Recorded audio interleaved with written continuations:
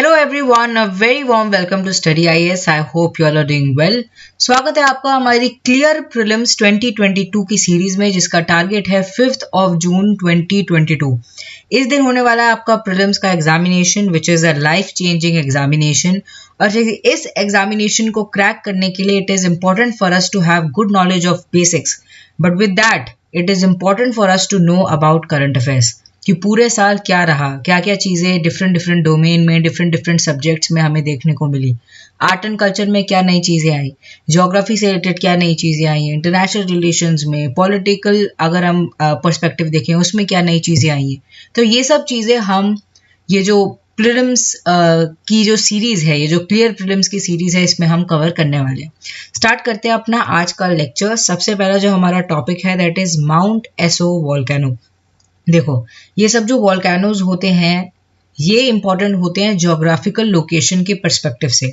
अगर हम माउंट एसो वॉल्केनो की बात करें तो ये लार्जेस्ट एक्टिव वॉल्केनो है इन दी जापान, ठीक है, and it stands on the island of Kyushu, ठीक है। तो इसलिए ये इंपॉर्टेंट हो जाता है। ये आप देख सकते हैं इसकी लोकेशन यहाँ क्यूशू पर, माउंट एसो, ठीक है। तो ये बहुत ज़्यादा एक्टिव वॉल्केनो है एंड फेयरली लार्ज कैल्डेरा हमें इसमें देखने को मिलता है। और देखो, अब एक और चीज़ जो हमारे लिए इम्पॉर्टेंट है कि जब हम जापान की बात करते हैं, Japan is among the world's most volcanically active countries, ठीक है।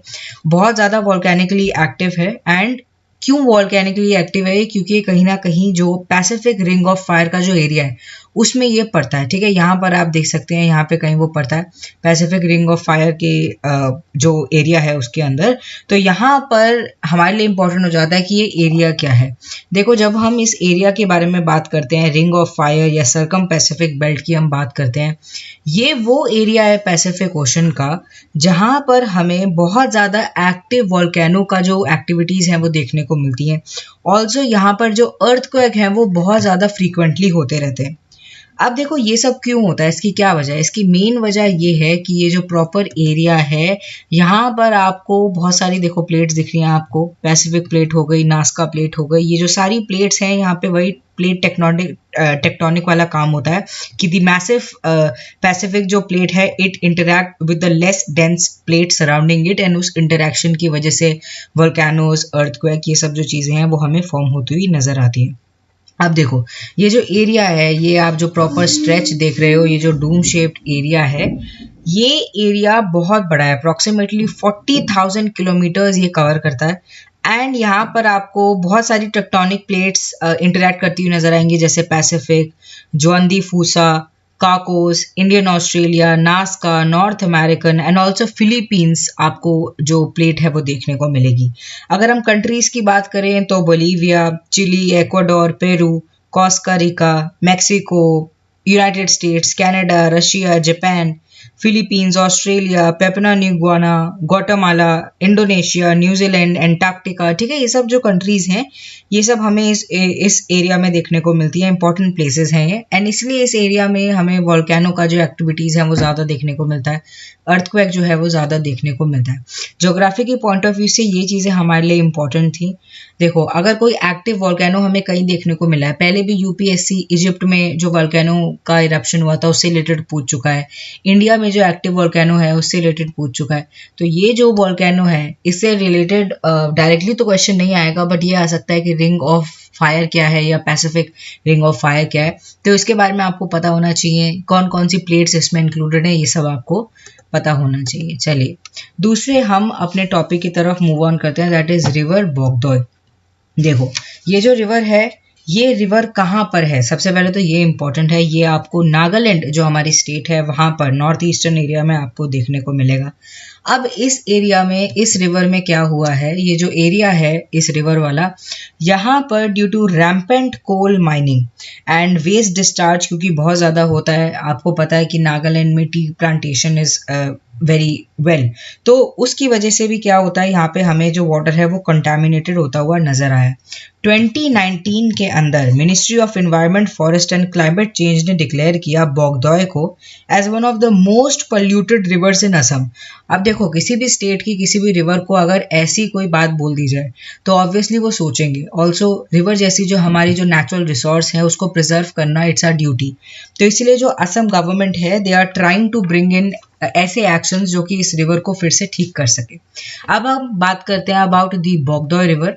ये जो बोगदोय रिवर है ये आपको मिल जाएगी, basically it's a south bank tributary of mighty river Brahmaputra and originate करता है ये मोकुंगचुंग इन नागालैंड से, where it is known as Sujenyung nullah. ठीक है, बहुत डिफरेंट सा नेम है ये, बहुत टफ सा नेम है, बट ये पूछा जा सकता है आपसे। And it originated in the Naga hills and then it flows through the city of Jorhat and merges into another river. Also देखो, ये एक इंटर स्टेट रिवर है, 2 स्टेट से ये गुजरती है। पहला तो हो गया असम, दूसरा हो गया नागालैंड। ठीक है, ये चीज भी आपको पता होना चाहिए, मत सोचना कि ये खाली नागालैंड के एरिया में ही हमें जाती हुई नजर आएगी। अब इशू क्या हो गया है कि कोल माइनिंग की वजह से यहाँ पर हाई लेवल ऑफ मैंगनीज हो गया है, और हाई लेवल ऑफ मैंगनीज की वजह से ये जो एरिया है ये कंटामिनेटेड हो गया है। यहाँ पर जो मरीन इकोसिस्टम था वो भी ब्रेक हो गया है, वो भी खराब हो गया है। केमिकल वेस्ट जो कि टी गार्डन से आता है वो सीधा इस पानी में चला जाता है और इसको पोल्यूट कर देता है। उसके बाद जो इंडस्ट्रियल एंड रेजिडेंशियल वेस्ट है वो भी यहीं जाता है, इसलिए क्या हो गया है, हेविली सिल्टेड हो गया है। एंड इसकी जो कैपेसिटी है, ठीक है, वो भी बहुत ज़्यादा बेकार हो गई है। यहाँ पर जो जीव जंतु रह रहे हैं, यहाँ पर जो हमें एनिमल्स देखने को मिल रहे हैं, जो प्लांट स्पीशी देखने को मिल रही है, वो कहीं ना कहीं बहुत ज़्यादा इफेक्ट हो रही है। ठीक है, तो this was all about the river बोगदोय।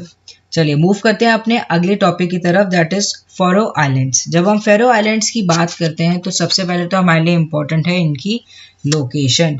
ये आप देख सकते हैं इनकी लोकेशन, यहाँ पर आपको कहीं ना कहीं फैरो आइलैंड जो है वो देखने को मिल जाएंगे, नॉर्वे, डेनमार्क। ठीक है, ये वाला जो नॉर्थ अटलांटिक ओशन का जो एरिया है यहाँ पर आपको फैरो आइलैंड देखने को मिल जाएगा।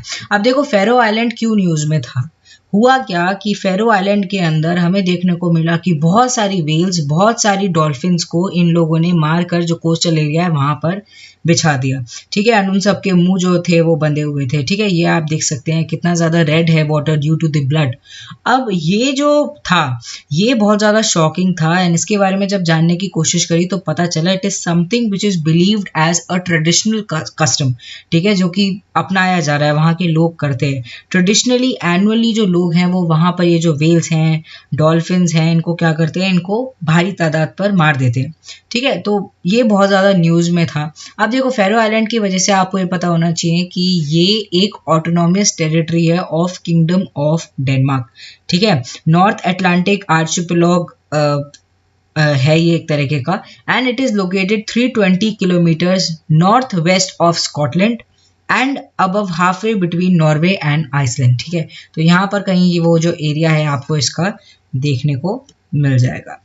अब देखो, ये जो डॉल्फिन्स हैं ये क्यों इतनी ज़्यादा इम्पॉर्टेंट है। ये जो डॉल्फिन्स हैं ये कहीं ना कहीं एंडेमिक थी इस एरिया को, नॉर्थ अटलांटिक ओशन का जो ये जो एरिया है यहीं पे ही हमें ये देखने को मिलती थी। एंड अगर हम इनके कंजर्वेशन स्टेटस की बात करें तो IUCN के अंदर they are least concern, and CITES के अंदर ये अपेंडिक्स 2 के अंदर इंक्लूड की गई।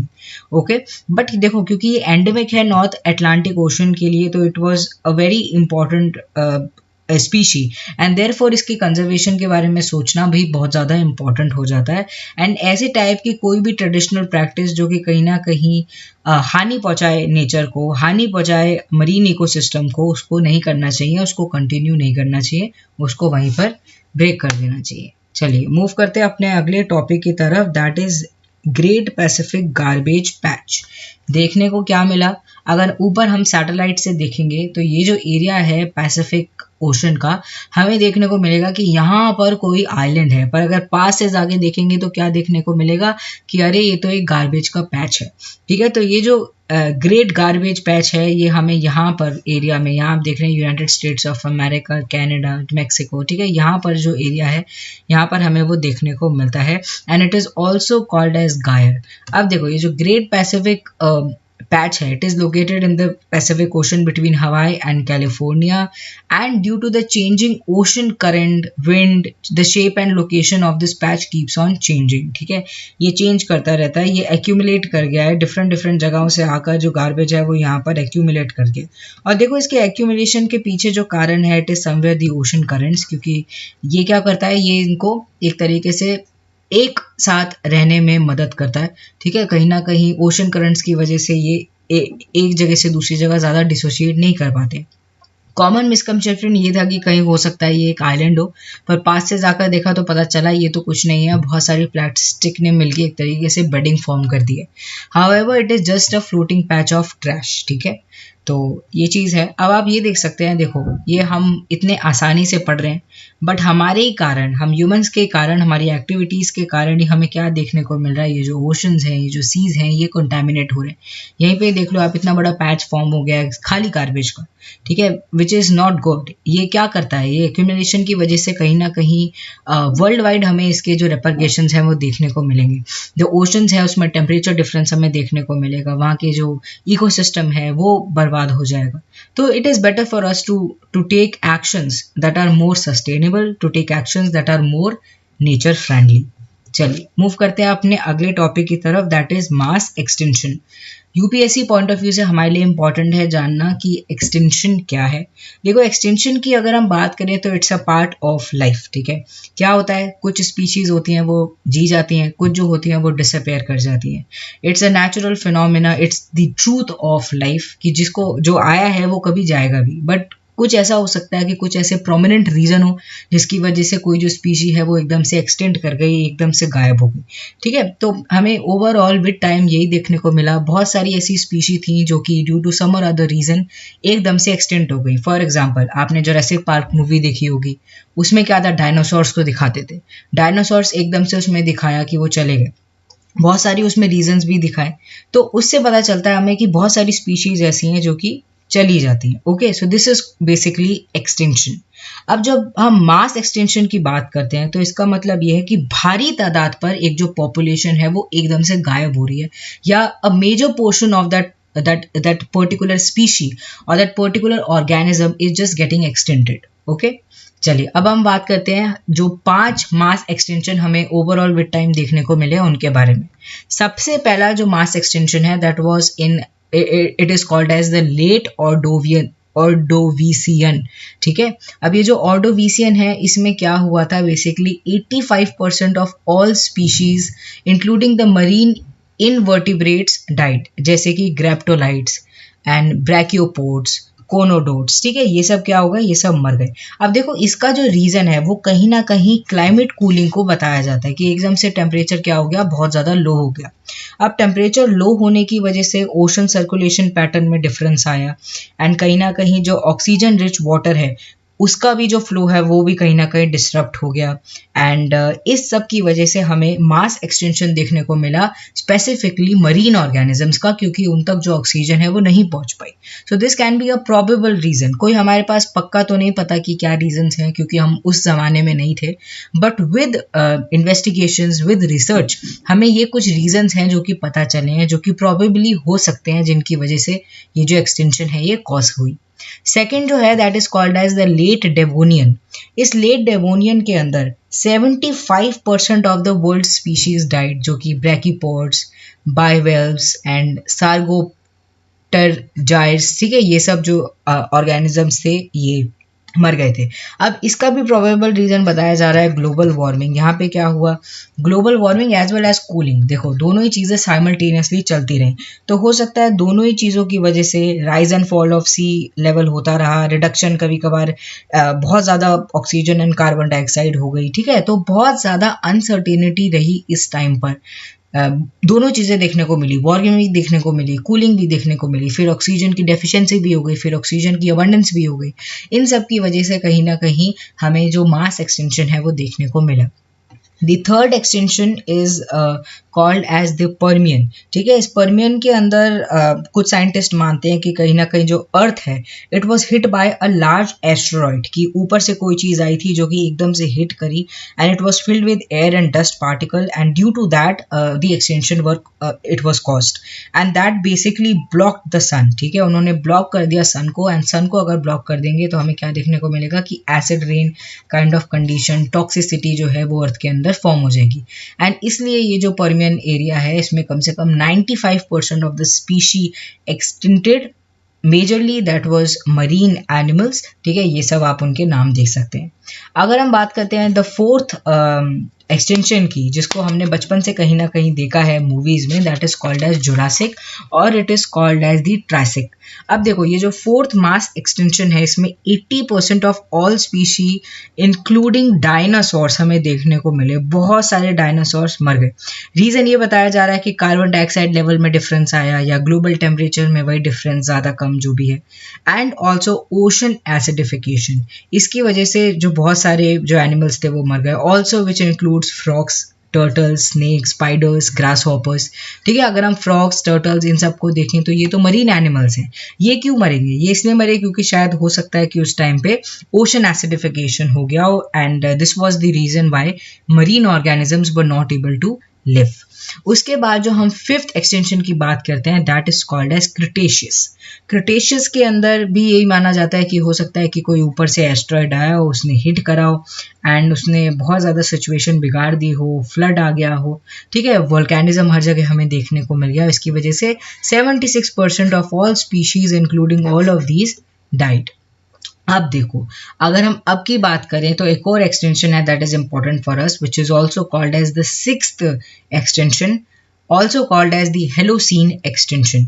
ये जो हेलोसीन एक्सटेंशन है ऐसा बताया जा रहा है कि it is N on going event, ये इस समय चल रहा है एंड कहीं ना कहीं हम ह्यूमन एक्टिविटीज़ की वजह से देख सकते हैं कि बहुत सारी जो स्पीशीज़ हैं वर्ल्ड वाइड वो मर रही हैं। ठीक है, क्या हो रहा है ह्यूमन एक्टिविटी की वजह से? वी ऑल नो कि ग्लोबल वार्मिंग हो रही है, ओशन एसिडिफिकेशन हो रहा है, हमें बहुत ज़्यादा अर्थक्वेक्स की जो आकरंस है वो देखने को मिल रही है, फ्लड लाइक कंडीशंस कुछ जगह एकदम ड्रॉट हो रहा है। तो बहुत ज़्यादा जो एक्सट्रीम कंडीशंस हो रही हैं that is due to our activities. तो इसीलिए इसको, ये जो हेलोसीन एक्सटेंशन है इसको हम एंथ्रोपोसीन एक्सटेंशन भी कहते हैं।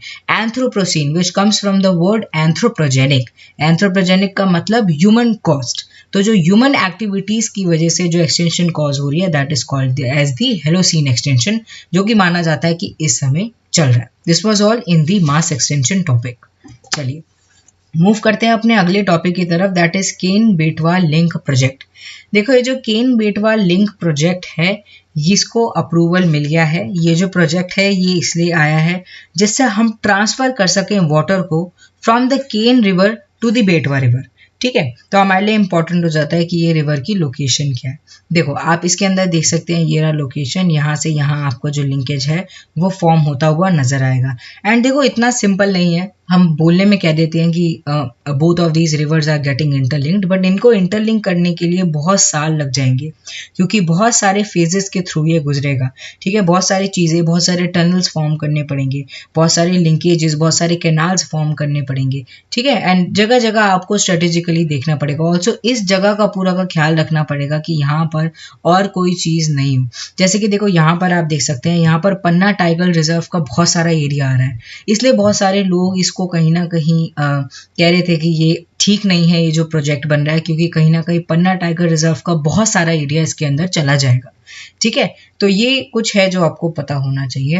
एंड केन बेटवा जो प्रोजेक्ट है ये ट्रांसफर करेगा सरप्लस वाटर को, कहीं ना कहीं जो रिवर्स हमें देखने को मिल रहा है कि जिनकी स्थिति ठीक नहीं है, जैसे कि बेटवा हो गई, ठीक है, वो फिर से रिज्यूविनेट कर जाएगी।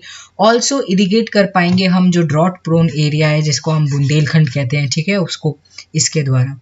अब देखो the project will benefit UP, यानी उत्तर प्रदेश को तो ये बेनिफिट करेगी, but also to Madhya Pradesh in terms of meeting their irrigation and drinking water needs. Hazards की अगर हम बात करें, जैसे कि हमने पहले भी बात करी कि पन्ना टाइगर रिजर्व का बहुत सारा एरिया इसके अंदर चला जाएगा, हो सकता है। ठीक है, एंड उसकी वजह से बहुत ज़्यादा इश्यूज जो हैं वो कॉज हो रहे हैं। माना जा रहा है कि इसमें क्या होगा कि कहीं ना कहीं जो डैम फॉर्मेशन होगा उसकी वजह से 9000 हेक्टेयर एरिया की रिक्वायरमेंट है जो दौधन डैम बनेगा। अब ये जो एरिया है, इस एरिया का अगर हम 5803 हेक्टेयर का एरिया लें, that comes under the Panna tiger reserve. इसलिए जो लोग हैं वो कहीं ना कहीं इसके अगेंस्ट आ रहे हैं कि ये नहीं बनना चाहिए, जो टाइगर रिजर्व है उसका एरिया नहीं जाना चाहिए इसके अंडर। चलिए मूव करते हैं अपने अगले टॉपिक की तरफ, that is the 7th topic and very important topic, the Great Green Wall. देखो रिसेंटली फाओ ने, Food and Agriculture Organization of United Nations ने स्टडी किया इस पर्टिकुलर प्रोजेक्ट को, एंड इस प्रोजेक्ट को उन्होंने स्टडी करने के बाद ये समझा कि ये बहुत ज़्यादा मदद करने वाला है क्लाइमेट चेंज को कॉम्बैट करने के लिए। सबसे पहले समझते हैं कि ये है क्या। देखो ये जो एरिया है ये आप देख सकते हैं, ये अफ्रीका का पोर्शन है। यहाँ पर आप देखो कौन कौन सा एरिया आता है। यहाँ पे जिबूती हो गया, Ethiopia, Eritrea, Sudan, Chad, Niger, Nigeria, Male, Burkina Faso, Mauritania and Senegal. ठीक है, अब ये जो पूरा एरिया है इसको अफ्रीका क्या करने वाला है, इस पूरे एरिया के अंदर करीबन 8000 किलोमीटर लॉन्ग स्ट्रेच का ये एरिया है। यहाँ पर 15 kilometre wide mosaic of trees, grassland, vegetation, ठीक है, ये सब जो है वो फॉर्म करने की बात करी जा रही है। पेड़ पौधे एंड डिफरेंट ग्रासलैंड्स यहाँ पर फॉर्म करे जाएंगे। इसको और भी ज़्यादा इन्वायरमेंटली रिच बनाया जाएगा इस पर्टिकुलर एरिया को। ये एम करता है ये particular project, that is called as the Great Green Wall. ठीक है, अब देखो ये जो ग्रेट ग्रीन वॉल है ये किस चीज़ का सिंबल है। यहाँ पर इतना ज़्यादा जो हम इसको रिच बना रहे हैं, क्या चीज़ ये दिखा रहा है, it's a symbol of hope कि बड़ी सी बड़ी जो चैलेंज है हम उसको हटा सकते हैं। जैसे कि जो डेजर्टिफिकेशन जैसा जो प्रॉब्लम हमें देखने को मिल रही है ड्यू टू क्लाइमेट चेंज, उसको हम फिर से ठीक कर सकते हैं। ठीक है, instead of going for deforestation we are again going for afforestation in this area. तो ये सब चीज़ हमें इस पर्टिकुलर जगह पर देखने को मिलेगी। एग्जाम पॉइंट ऑफ व्यू से आपके लिए इंपॉर्टेंट है कौन कौन सी स्टेट्स इस पर्टिकुलर ये जो प्रोजेक्ट है इसके अंदर आती हैं, इन सबको आप याद कर लेना। इस पर्टिकुलर एरिया के बारे में आपको पता होना चाहिए। ओके, अब देखो क्योंकि हमने फूड एंड एग्रीकल्चरल ऑर्गेनाइजेशन की बात करी तो इस पर्टिकुलर ऑर्गेनाइजेशन के बारे में देख लेते हैं। यूनाइटेड नेशंस के अंदर ये आती है। It was founded in 1945। Headquarter है इसका रोम इटली के अंदर, एंड ये एक स्पेशलाइज्ड एजेंसी है यूएन की जो कि लीड करती है to the international efforts to defeat hunger, कि कोई भी भूखा ना रहे। ठीक है, अच्छे से अच्छी फैसिलिटी, अच्छे से अच्छा खाना हर इंसान को प्रोवाइड हो। The goal is to achieve food security for all and make sure that people have regular access to enough high quality food. ठीक है, सबको हाई क्वालिटी फूड मिले, because high quality food is equal to high quality life. ठीक है, इसके अंदर आपको 194 member states देखने को मिल जाएंगे, and FAO works in over 130 countries worldwide. चलिए मूव करते हैं अपने अगले टॉपिक की तरफ, that is the 8th topic, Kasturirangan committee on Western Ghats. देखो ये जो कमेटी है ये बहुत ज़्यादा इंपॉर्टेंट है। जब हम इस पर्टिकुलर कमेटी की बात करते हैं तो हम ये सोचेंगे कि ये कमेटी क्यों न्यूज़ में थी इस साल। देखो इस साल ये इसलिए न्यूज़ में थी क्योंकि कर्नाटका गवर्नमेंट ने इन्फॉर्म किया सेंट्रल गवर्नमेंट को कि इस कमेटी की जो रिपोर्ट है, जो रिकमेंडेशन है, उसको हम इम्प्लीमेंट नहीं करेंगे। तो सोचने की बात है कि कर्नाटका ने ऐसा क्यों कहा, क्योंकि कोई भी कमेटी अगर अपनी रिपोर्ट्स लेकर आती है, कोई भी फाइंडिंग लेकर आती है, तो वो हमेशा प्रोग्रेसिव इन अप्रोच होता है, वो कहीं ना कहीं आगे कुछ बेहतर लाने के लिए लाया जाता है। बट यहाँ पे कर्नाटका ने उसको मना कर दिया। देखो अगर हम वेस्टर्न घाट्स के एरिया की बात करें, ये आप देख सकते हैं वेस्टर्न घाट्स का एरिया जिसके अंदर 6 स्टेट्स आती हैं, गुजरात, महाराष्ट्र, गोवा, कर्नाटका, केरला, तमिलनाडु। ठीक है, ये जो पूरी स्ट्रेच है ये वेस्टर्न घाट की स्ट्रेच है, which is very much rich. ठीक है, डिफरेंट स्पीशीज़ में, प्लांट की स्पीशीज़ में, एनिमल्स की स्पीशीज़ में, फ्लोरा एंड फौना इसके अंदर बहुत ज़्यादा रिच है।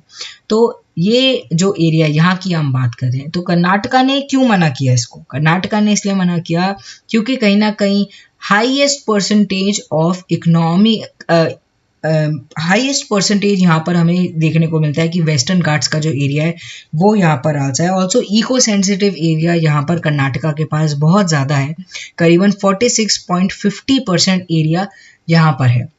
अब देखो इसको थोड़ा और अच्छे से समझते हैं कि कस्तूरी रंगन कमेटी ने क्या क्या बातें कही। कस्तूरी रंगन कमेटी, आप ये बात समझिए कि इसलिए आया था मेजरली कि वेस्टर्न घाट्स को कैसे हम प्रिजर्व कर सकें, उसकी जो इकोलॉजी है उसको बचा सकें।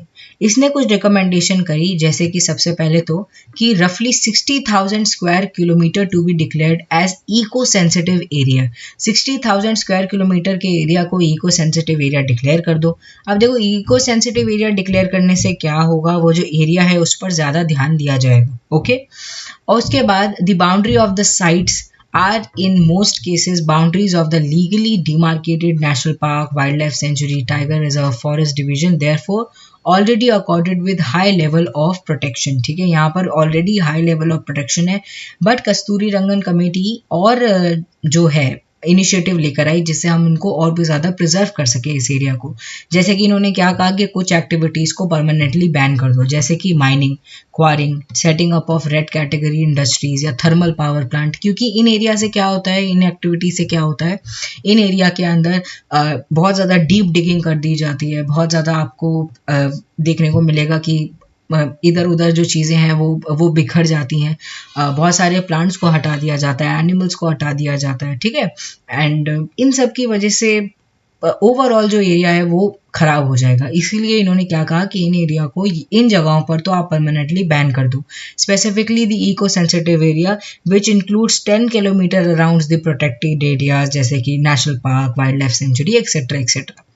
उसके बाद देखो, it also stated that the impact of infrastructural projects on forest and wildlife should be studied before permission is given for those activities. इन्होंने क्या कहा, कोई भी इंफ्रास्ट्रक्चरल प्रोजेक्ट अगर आप लेकर भी आ रहे हो तो सबसे पहले प्रॉपर स्टडी होनी चाहिए उसके ऊपर कि क्या ये जो एक्टिविटी है, जो प्रोजेक्ट है, ये कुछ फॉरेस्ट के ऊपर इफेक्ट करने वाली है, वाइल्ड लाइफ के ऊपर इफेक्ट करने वाली है। अगर इफेक्ट करने वाली है तो कैसे करने वाली है, हर चीज़ के बारे में पहले से पता होना चाहिए।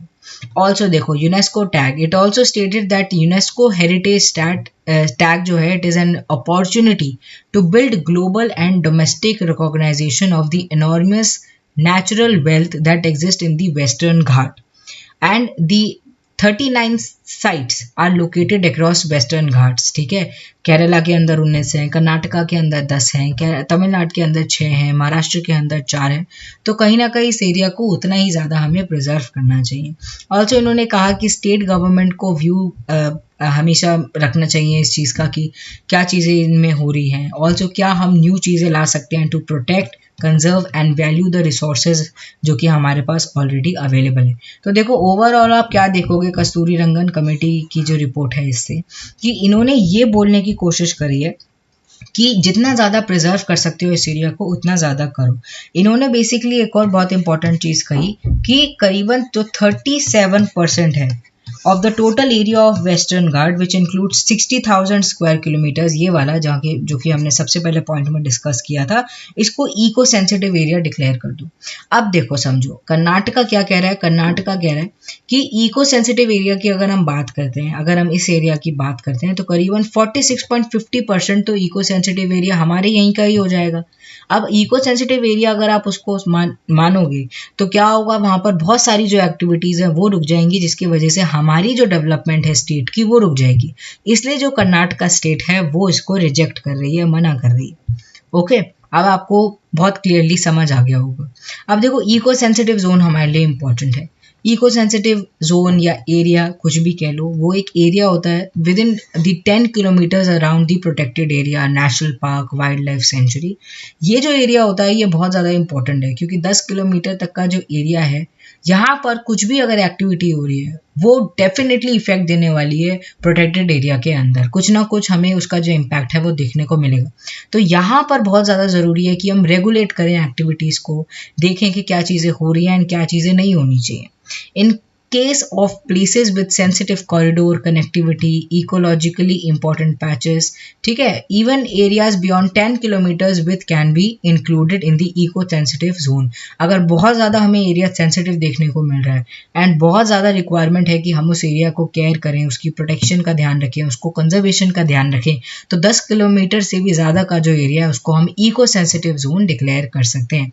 अब देखो इंपॉर्टेंट ये है कि इसको Ministry of Environment, Forest and climate Change जो है वो नोटिफाई करती है under Environment Protection Act 1986। Aim है रेगुलेट कर सकें सर्टेन एक्टिविटीज़ को around the national park, protected area, wildlife sanctuary, minimise कर सके नेगेटिव इम्पैक्ट को on the ecosystem and flora and fauna जो है हमारा वो प्रिजर्व्ड रहे, ये इसका मेन एम है। चलिए, आज हमने बहुत सारे टॉपिक्स को कवर किया, तो एक और क्वेश्चन आप लोगों के लिए जिसका आंसर आपको नीचे कमेंट सेक्शन में लिखकर जरूर बताना है। The question is the Gadgil committee report and Kasturirangan committee report sometimes seen in the news are related to. अब देखो, अगर आपको गडगिल कमेटी की रिपोर्ट के बारे में नहीं भी पता and it is a very important committee, इसके बारे में भी आपको पता होना चाहिए, इसके बारे में सर्च जरूर करना। तो अगर आपको इसके बारे में नहीं भी पता, पर अगर आपने ये वीडियो देखी है एंड आपने कस्तूरी रंगन कमेटी को हमारे साथ अभी अभी जस्ट कवर किया है, तो आपको ये आंसर बहुत ईजीली पता होगा, आपको ये क्वेश्चन बहुत ईजी लगेगा।